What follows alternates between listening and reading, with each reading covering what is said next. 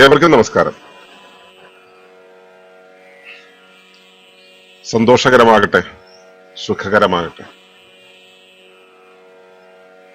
അനുഭവങ്ങളും അനുഭൂതികളും ഉണ്ടാകട്ടെ, മനസ്സമാധാനം ഉണ്ടാകട്ടെ. മനസ്സമാധാനം ഉണ്ടാകാൻ നമുക്ക് എന്തു വേണമെന്ന് തോന്നുന്നു, എന്തിനോട് ആഗ്രഹം തോന്നുന്നു, അത് സാധിക്കേണ്ടതുണ്ട്. വേണമെന്നുള്ള തോന്നൽ നമുക്കുണ്ടെങ്കിൽ അത് നമ്മോട് തോന്നിപ്പിക്കുന്നത് നമ്മുടെ ആന്തരിക പ്രപഞ്ചമാണ്. ചോദനയുടെ രൂപത്തിൽ ചോദിപ്പിക്കുന്നത് ആന്തരിക പ്രപഞ്ചമാണ്. കേവല ബുദ്ധി കൊണ്ട്, കേവല ബോധം കൊണ്ട് മാത്രമല്ല അത് സംഭവിക്കുന്നത്. ഈ സമഗ്രമായ പ്രാപഞ്ചിക സംവിധാനത്തിന്റെ ഭാഗമായി ഉപരിവ്യവസ്ഥയുടെ ഒരു ധർമ്മത്തെ പൂർത്തീകരിക്കാൻ വേണ്ടി ഉണ്ടായ ഞാൻ എന്ന അവയവത്തിന് ഉള്ളിൽ നിന്നും എന്തെങ്കിലും വേണമെന്നുള്ള തോന്നൽ വരുമ്പോഴാണ് എനിക്ക് അതിനായി കർമ്മം ചെയ്യാനോ അതിലേക്ക് ചെന്നെത്താനോ ഉള്ള തോന്നൽ ഉണ്ടാവുക. അപ്പോ നമ്മുടെ ഈ തോന്നലുകളൊന്നും തെറ്റല്ല. തോന്നലുകൾ രണ്ട് വിധമുണ്ട്. ഒന്ന് സ്വാഭാവികമായി സാഹചര്യവശാൽ നമ്മിൽ ഉണരുന്ന തോന്നൽ. നമുക്ക് ശാരീരിക ക്രമങ്ങളുടെ ഭാഗമായും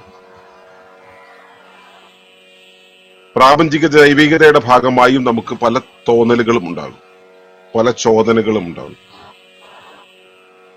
പക്ഷെ നമുക്ക് അവയെല്ലാം അറിയാമോ എന്നൊന്ന് പരിശോധിക്കേണ്ടതുണ്ട്.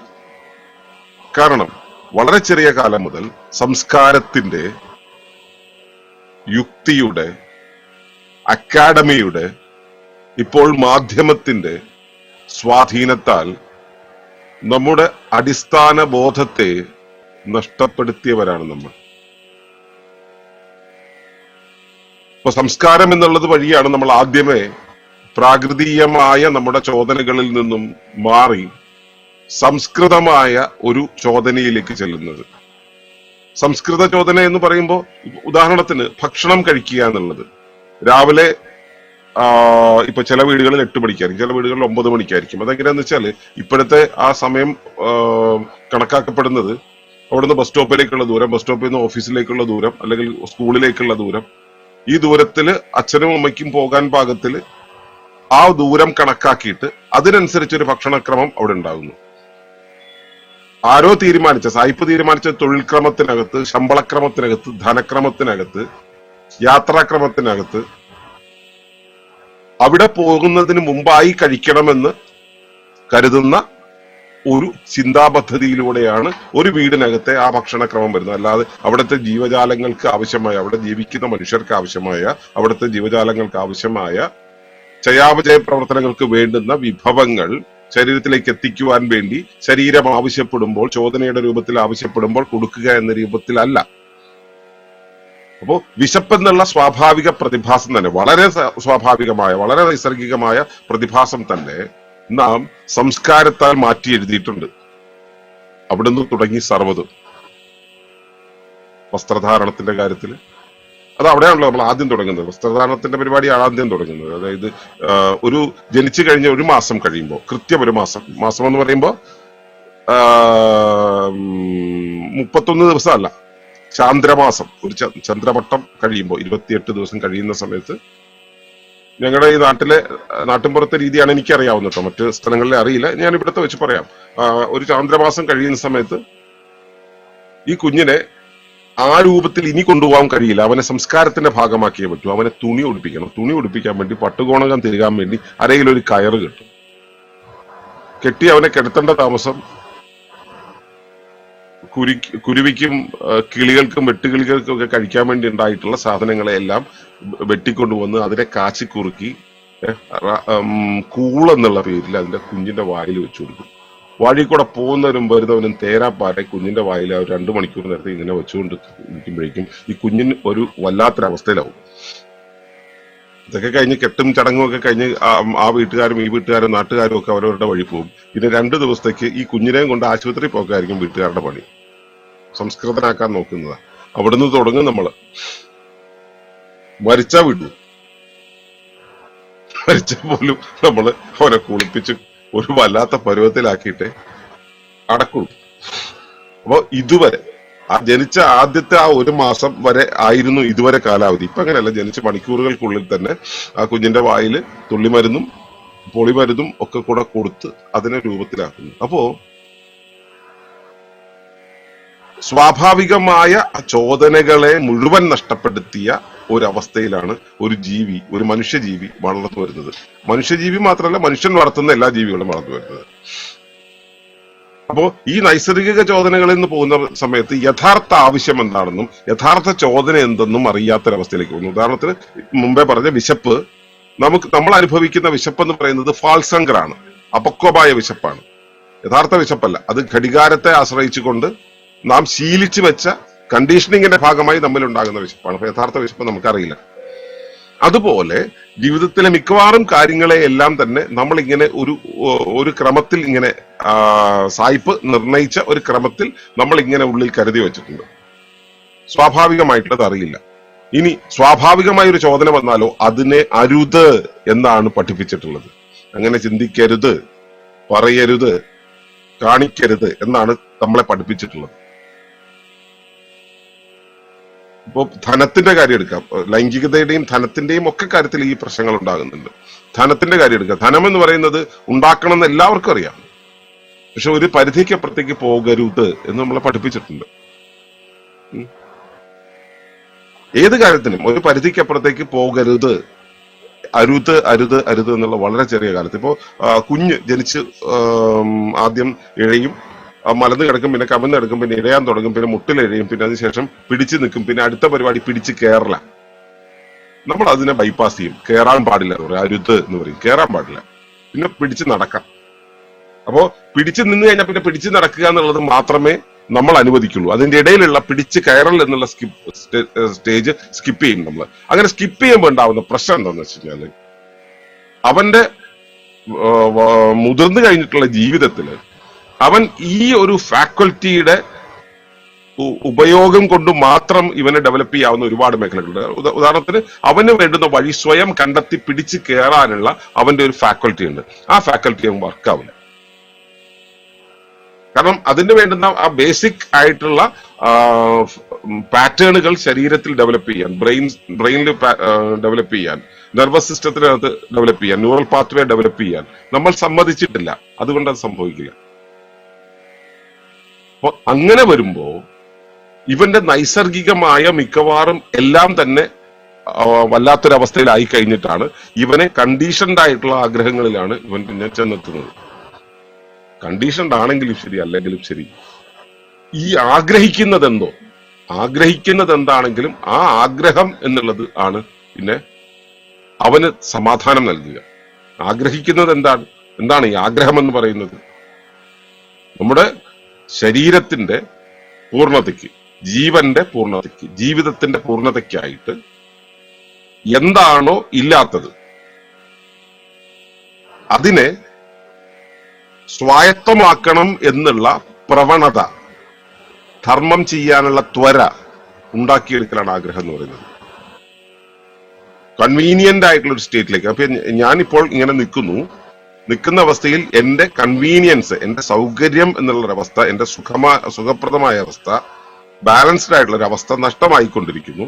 അപ്പോൾ ആ ബാലൻസ് നഷ്ടമാകാൻ എന്തോ വേണം. അത് എന്ത് വസ്തുവാകാം, വ്യവസ്ഥയാകാം, സാഹചര്യമാകാം, സമയമാകാം, വ്യക്തിയാകാം, എന്തുവാകാം. അതിനു വേണ്ടിയുള്ള ഒരു പ്രവണത ഉള്ളിൽ ഉണ്ടാക്കിക്കൊണ്ട് അതിലേക്ക് നമ്മെ എത്തിക്കാനുള്ള ചോദന നൽകലാണ്. അതാണ് ആഗ്രഹം എന്ന് പറയുന്നത്. അതിനാണ് ഇന്റൻഷൻ എന്ന് പറയുന്നത്. അങ്ങനെ തോന്നുന്നുണ്ടെങ്കിൽ അതിൽ യാതൊരു തെറ്റുമില്ല. അങ്ങനെ നമുക്കൊരു ചോദന തോന്നിയാൽ ആ തോന്നുന്നത് വേണം എന്ന് തന്നെ മനസ്സിൽ വിചാരിക്കുക, അതിനെ ഫോക്കസ് ചെയ്യുക. സ്വാഭാവികമായും പ്രകൃതി അതിനെ കൊണ്ടുതരും. കാരണം അങ്ങനെ കൊണ്ടുതരുമ്പോഴാണ് ഈ വ്യവസ്ഥ കംപ്ലീറ്റ് ആവുക. അപ്പോഴാണ് ഇത് കംഫർട്ടബിൾ ആയിട്ട് നിൽക്കുക. ആ കംഫർട്ട് ആയിട്ടുള്ള സ്റ്റേറ്റിൽ എത്തുമ്പോൾ, കൺവീനിയൻസിലേക്ക് എത്തുമ്പോഴാണ് ഉപരിവ്യവസ്ഥയുടെ ധർമ്മത്തിന്റെ ഒരു തലം കടക്കുക. ഇക്വിലിബ്രിയത്തിൽ എത്താൻ വേണ്ടിയുള്ള നിരന്തര പ്രക്രിയയാണല്ലോ ഈ ഒഴുക്ക്. അപ്പോ അതിന് ഇൻകൺവീനിയൻസിൽ നിന്നും കൺവീനിയൻസിലേക്ക് പോകുവാൻ വേണ്ടിയുള്ള പ്രവണതയാണ് ആഗ്രഹം എന്ന് പറയുന്നത്. ആ ആഗ്രഹം നിങ്ങൾക്കൊരു ആഗ്രഹം ഉണ്ടാവുകയും ആഗ്രഹം സാധൂകരിക്കാൻ പാകത്തിൽ നിങ്ങൾ ശ്രമിക്കുകയും ചെയ്യുന്നില്ലെങ്കിൽ, ആഗ്രഹം സാധൂകരിക്കാൻ പാകത്തിൽ നിങ്ങളുടെ മനസ്സിനെ, ശരീരത്തെ തുറന്നിടുന്നില്ലെങ്കിൽ ഇൻകൺവീനിയൻസ് ഉണ്ടാക്കും. എനിക്ക് പണത്തോടുള്ള വിരോധം പോലെ, പണം വേണമെന്നുള്ളത് തീർച്ചയായിട്ടും എനിക്കറിയാം. പക്ഷെ അത് വരുന്നു എന്ന് കേൾക്കുന്ന സമയത്ത്, അല്ലെങ്കിൽ പണം വാങ്ങിക്കണം എന്ന് പറയുന്ന സമയത്ത് എന്റെ കൈക്ക് റെസിസ്റ്റൻസ് ഉണ്ടാവും. അപ്പൊ എന്താ, കാര്യങ്ങൾ മുമ്പോട്ട് പോകില്ല. കാര്യങ്ങൾ മുമ്പോട്ട് പോലെ ഈ സാധാരണ ബേസിക് ആയിട്ടുള്ള കാര്യങ്ങൾക്കൊന്നും ഒരു മുട്ട് വരുന്നില്ല. പക്ഷെ നമ്മൾ ഈ പദ്ധതിയെ പോലുള്ള കാര്യങ്ങളൊക്കെ വരുന്ന സമയത്ത് അതിന് ഉയർന്ന രീതിയിൽ പണം വേണം.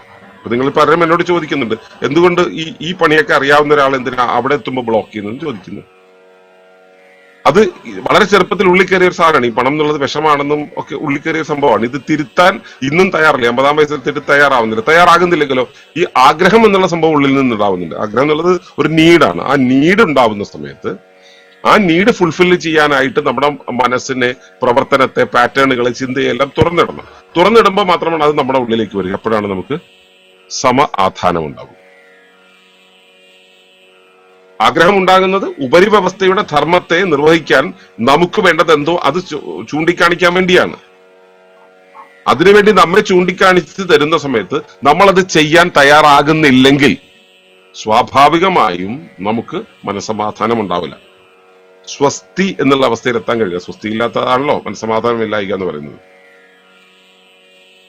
അപ്പോ മനസ്സമാധാനം ഉണ്ടെങ്കിൽ നമ്മൾ എന്താണോ ആഗ്രഹിക്കുന്നത്, ആഗ്രഹത്തെ കൃത്യമായിട്ട് ഡിഫൈൻ ചെയ്യുക, അത് എവിടെയാണെന്നുള്ളത് അന്വേഷിക്കുക.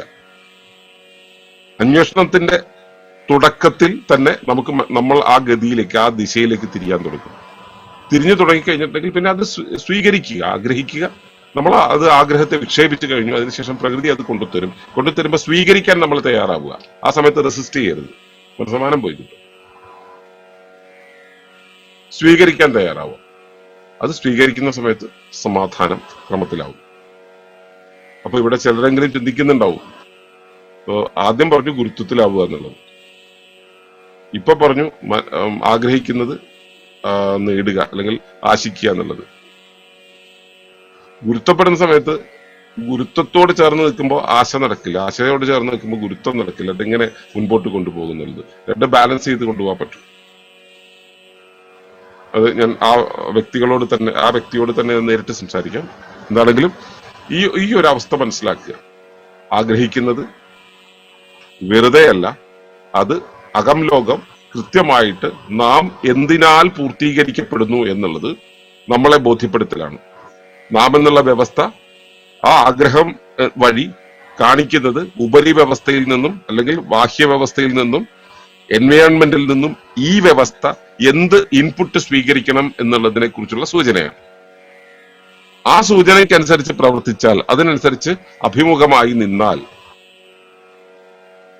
അത് ഫുൾഫില്ല് ചെയ്യാൻ പാകത്തിലുള്ള ഘടകങ്ങൾ പരിസരത്ത് നിന്നും വന്നു ചേരും. അങ്ങനെ വന്നു ചേരുക എന്നുള്ളത്, എന്നിൽ ആഗ്രഹം ഉണ്ടാവുന്നു, എനിക്ക് വേണ്ടത് വന്നു ചേരുന്നു. ഇത് രണ്ടും പരസ്പര പൂരകങ്ങളായി നിൽക്കുന്നവയാണ്. ആഗ്രഹമായി എന്നിൽ തോന്നുന്നു, എനിക്ക് വേണ്ടത്, എന്റെ ആഗ്രഹത്തെ പൂർത്തീകരിക്കാൻ വേണ്ടത് പ്രകൃതി നൽകുന്നു. ഇത് രണ്ടും പരസ്പര പൂരകങ്ങളാണ്. ഇങ്ങനെ പരസ്പര പൂരകങ്ങളായി വരാൻ കാര്യം എന്ന് പറയുന്നത് ഇത് ഇങ്ങനെ ആയിരിക്കേണ്ടത് ഉപരിവ്യവസ്ഥയുടെ ആവശ്യമാണ് എന്നുള്ളത് കൊണ്ടാണ്. അപ്പോ ഈ രൂപത്തിൽ ആഗ്രഹിക്കുന്നതിനെ തുറന്നു തന്നെ വെക്കുക. അതിനെ വരുന്നത്, ആഗ്രഹത്തിലേക്ക് വന്നെത്തുന്നത് പ്രകൃതി കൊണ്ടുതരുന്നതിനെ രണ്ടു കൈയും നീട്ടി സ്വീകരിക്കുക. അത് എന്ത് തന്നെയാണെങ്കിലും സ്വീകരിച്ച് സാംശീകരിച്ച് പിന്നെ തുടർ പ്രവർത്തനങ്ങളിലേക്ക് പോവുക. അപ്പോ മനസ്സമാധാനം ഉണ്ടാവും. അപ്പോ വേണ്ടത് ആശിക്കാനും ആശിച്ചത് സ്വീകരിക്കാനും നമുക്ക് എവർക്കും കഴിയട്ടെ. ആശയം എന്തെന്ന് ബോധ്യപ്പെടാൻ നമുക്ക് കഴിയുമാറാകട്ടെ എന്ന് പ്രാർത്ഥിച്ചുകൊണ്ട് നിർത്തുന്നു. നന്ദി, നമസ്കാരം.